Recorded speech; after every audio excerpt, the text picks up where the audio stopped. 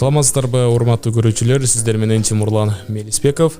Бүгүнкү конокто бизде Айзирек Арстанова, Элдияр Болотбеков. Бүгүн биз сүйлөшөтө турган тема бул кыргыз тили боюнча. Эң биринчи алгачкы суроомду сизге берсем, Элдияр. Кыргыз тили мындан ары өнүгүп кетүүгө потенциалы барбы? Рахмат, Тимурлан мырза. Мен да келгениме кубанычтамын, мени чакырганыңыздарга. Кыргыз тили өнүгөт, мындан кийин дагычы, анткени бул кыргыз тили канчанча кылымдардан бери келаткан тил, бул өчпөйт, өнүгөт деген ойдомун мен. Чоң рахмат.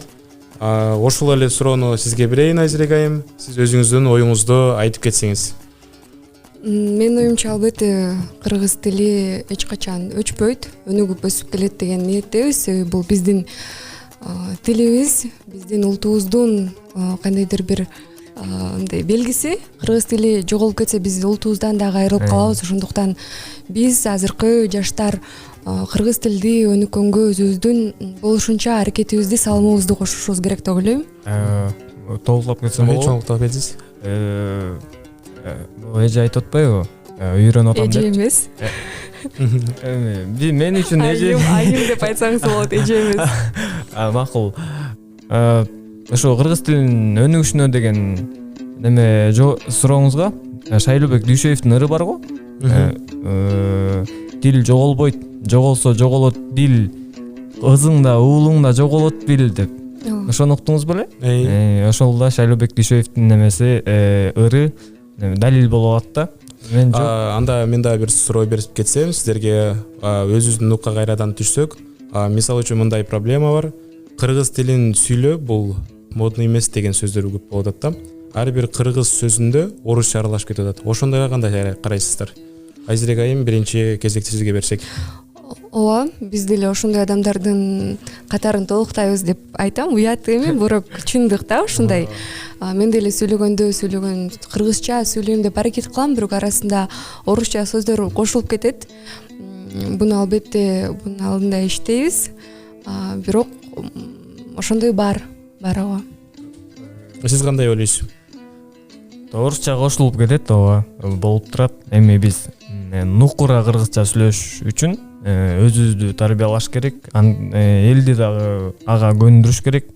Ооба, азыр сиз да айтып кетпедиңизби, орусча сүйлөгөн мода болуп калды деп. Ооба, бул туура эле, биздин коомчулукта ошондой ой пикир, жаштардын арасында ошондой ой пикир бар. Орусча билбесең сен эчтеке билбейт экенсиң, анан коомдук жайларда кыргызча сүйлөп, маршруткаларда, дүкөндөрдө кыргызча сүйлөп, кыргызча кайрылсаң, бул тоодон түшкөн турбай орусча билбейт экен деп айтып ойлошот.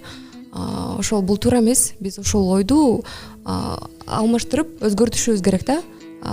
Кыргыз тилин сүйлөгөндү мактан туткандай кылып, мен мындай кыргызча сүйлөйм, бул менин тилим деген жаштарга ушундай үлгү болуп ушундайга жеткизсек.